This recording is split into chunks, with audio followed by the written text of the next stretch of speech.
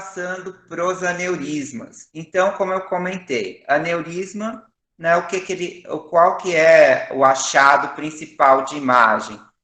Na tomo, sem contraste, é observar hemorragia subaracnoide. Tá? Então, esse é o aspecto mais relevante. Então, vejam, essa hiperdensidade aqui em torno do mesencéfalo e essa hiperdensidade nas fissuras silvianas. E vejam que aqui há uma maior concentração do conteúdo hemático, certo? Ou seja, aqui o volume de hemorragia subaracnoide está maior, que é útil às vezes, isso não é tão importante para vocês agora, mas para ter uma ideia de onde possa estar o aneurisma. E aqui o exame foi feliz de mostrar o próprio aneurisma, que é essa dilatação sacular do vaso, que apresenta essas calcificações parietais, né, excêntricas. Então, auxiliando para a gente na visão do aneurisma. Embora, na maioria dos casos, no estudo de crânio sem contraste, a gente não vê o aneurisma. Precisa de angiotomo fase arterial, certo? Aqui mostrando alguns exemplos, então, né, também de aneurismas, ressonância, ponderação T2, aqui mostrando, então, os aneurismas saculares, que, como eu comentei, predominam na circulação anterior. E aqui um exemplo, então, de reformatação, mostrando esse aspecto, então, do aneurisma sacular. Lembrar que uma das complicações quando rompe o aneurisma é o quê? Ter vasoespasmo, certo? Que é a resposta, né, fisiológica do cérebro, dos vasos, ao episódio, né? Porque, quer dizer, vai tentar fazer vasoconstrição para estancar o sangramento. Então, por conta disso, a gente pode ter vasoespasmo e juntando ao achado de hemorragia subaracnoide, às vezes a gente pode ter isquemia num território bem definido, como aqui no caso, comprometendo essas regiões paramedianas anteriores, frontais, né, em território de artérias cerebrais anteriores. Tá? Então, por isso que uma das estratégias para o tratamento do aneurisma que rompe, né, farmacológicas, né, é evitar a ocorrência do vasoespasmo, certo? MAVE é uma outra causa de hemorragia, normalmente hemorragia no parênquima, tá? É uma das malformações, né, que mais cursam com risco de sangramento ao longo do tempo. Então, quer dizer, quem tem uma MAVE que esteja íntegra, por exemplo, tem muito mais risco de ter uma hemorragia decorrente dela do que, por exemplo, quem tem só um aneurisma, tá? Então, aqui, esse aspecto, né, de um enovelado de vasos, já que mais hiperdensos, né, na tomografia, e na ressonância a gente vê esses flavoides, que são esses pontinhos, e alguns pontos, então, a dilatação dos segmentos arteriais relacionados. Então, são vasos mal formados, que não têm todas as camadas, né, que uma artéria normal tem, e por isso tem mais chance de ter esses aneurismas associados. E aqui a confirmação, tá, pela angiografia. Então, a MAVE, dependendo da localização, dependendo do tamanho e dependendo do tipo de drenagem venosa, pode ser alvo de um tratamento endovascular ou, às vezes, de um tratamento cirúrgico, certo? Uma outra causa que vale a pena vocês reconhecerem, né, e que é comum em indivíduos jovens, que dá, principalmente às vezes mulher, em uso de anticoncepcional oral, e que apresenta uma cefaleia muito intensa. Faz a tomografia, e o que é que a gente observa? Essa área hipodensa, certo? Que tem um aspecto de edema vasogênico. Lembram-se, o edema citotóxico é o do AVC isquêmico, que compromete a artéria e compromete o córtex. Aqui não, é aquele edema que tem aspecto de dedos de luva, interdigita apenas o córtex, então bem característico, certo? E se eu olhar mais atentamente, vejo que aqui na topografia do seio sagital superior existe uma área focal mais hiperdensa, que representa o quê? O coágulo, o trombo hiperdenso dentro desse seio. Tá? Aqui a imagem sagital mostrando essa hiperdensidade dentro do seio sagital superior. Então, é paciente normalmente jovem, às vezes mulher, em uso de anticoncepcional oral, é um quadro clássico, né? E que apresenta uma cefaleia muito intensa, tá? Então, esse aqui é o caso que lê o livro, tá bem fácil de fazer o diagnóstico, até o R1 da radiologia consegue. Então, um trombo dentro do seio sagital superior, associado a edema vasogênico. O seio sagital superior, tá, é o que mais comumente ocorre trombose venosa. Embora em quadros, por exemplo, de trombose associada à infecção, como mastoidite, que é comum também, deve ocorrer mais próximo da mastoide, certo? Aqui vejam, o caso da encefalopatia hipertensiva, ele era talâmico unilateral. Aqui a gente tem envolvimento bilateral dos tálamos com hemorragia, que são esses focos pretos, e aqui, em FLAIR e em T2, a gente vê essa alteração de sinal dos dois tálamos. Então, quando existe esse comprometimento tão difuso, tão importante do tálamo, às vezes o indivíduo chega em coma, chega com alteração do nível de consciência, tá? Então, o que a gente tem que ter de mensagem desse caso? Lesões nos dois tálamos com hemorragia associada, pensar em trombose de veia cerebral interna, tá? Então, é o principal diagnóstico que tem que fazer, certo? Então, guardem essa imagem, né? A diferença é bilateral, pega os dois tálamos, tá? Aqui, outro exemplo, então, lembram-se onde que era a hemorragia da transformação hemorrágica? Cortical, no córtex. Quando vocês virem hemorragia subcortical, como nesse caso aqui, associada a essa hipodensidade em volta, pensem em quê? Hemorragia por trombose venosa. Então, se vocês virem isso aqui na CT sem contraste, o ideal é pedir uma angiovenosa, tá? Nesse caso, dessa imagem do meio, outro paciente, o que vocês estão vendo? Pedro, o que tem aqui de errado? Então, sempre utilizem aquela dica, compare os sulcos.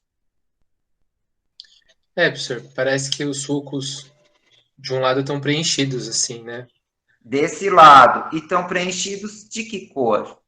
De branco, parece sangue, né? Sangue, exatamente. Então, eu falei para vocês, a causa mais comum de hemorragia subaracnoide é rotura de aneurisma, mas trombose venosa também é uma causa de hemorragia subaracnoide.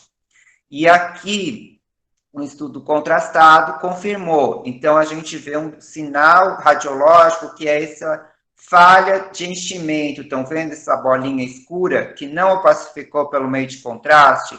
Todo o seio tinha que ficar branco. Aqui não, ficou um segmento dele que não opacificou. Então, isso aqui é a falha de enchimento decorrente da trombose venosa, certo? Então, o tratamento aqui é anticoagulação, certo? Tá? Então, lembrar, né? E aqui o importante, chegar no diagnóstico da hemorragia subaracnoide.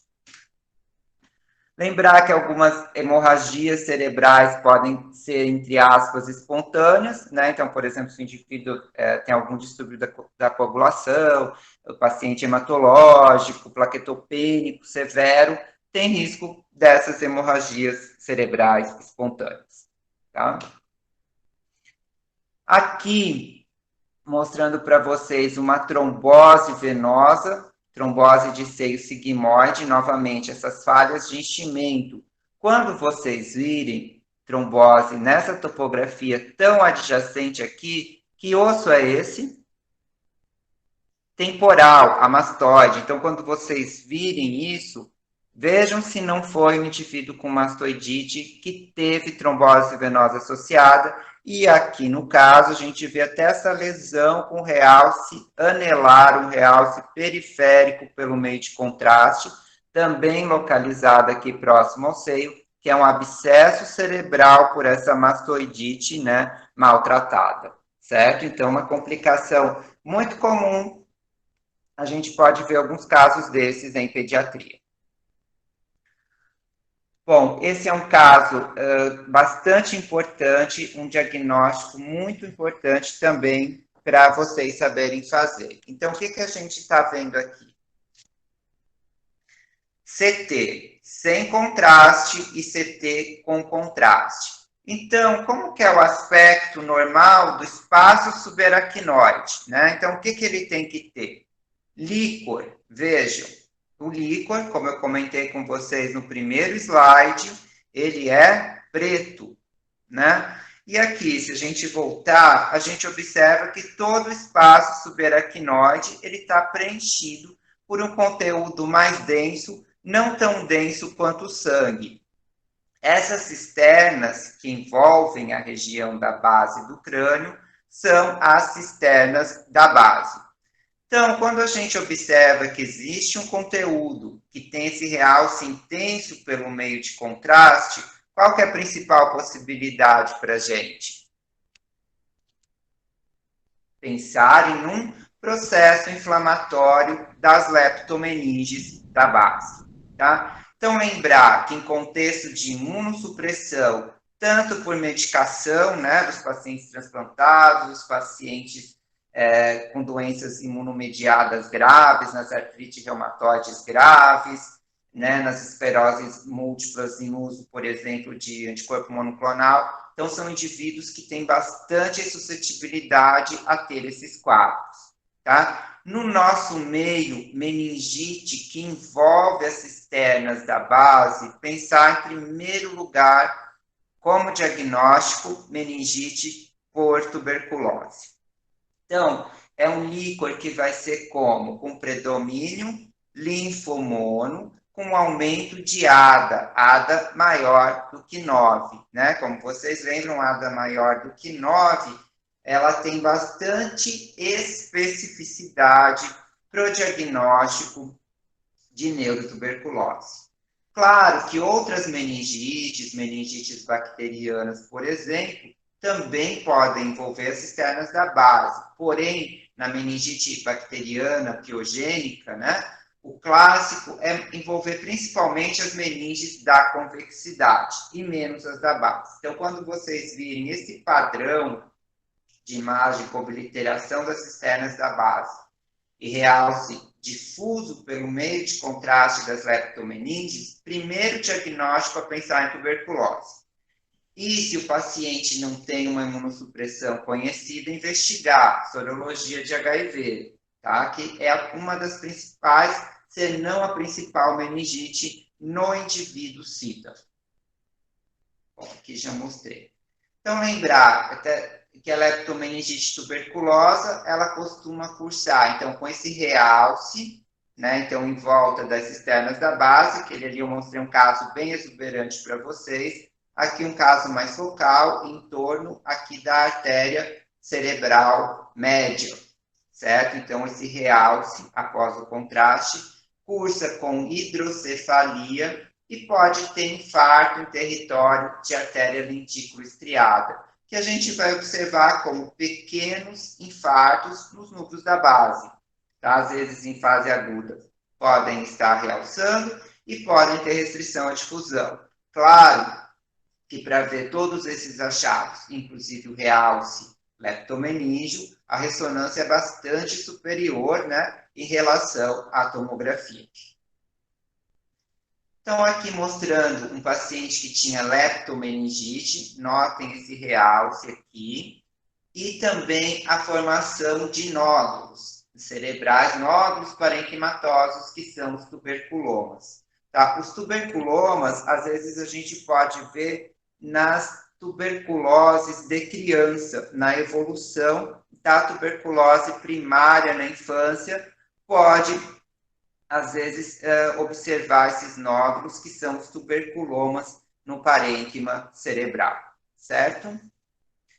O mais importante da tuberculose é realmente saber, né, contextualizar a leptomeningite, tá? Uma infecção fúngica que acomete bastante também os indivíduos, que vocês devem ter visto o caso, na MI, é a criptococose. A gente tem dois tipos principalmente. A variante neoformans, que acomete indivíduos imunossuprimidos e costuma ter leptomeningite também e um padrão mais miliar. E a gente tem um padrão da criptococose variante GAT, tá? Além do que acomete mais e pode acometer também indivíduo imunocompetente. Então, nem todos os indivíduos com cripto vão ser imunossuprimidos.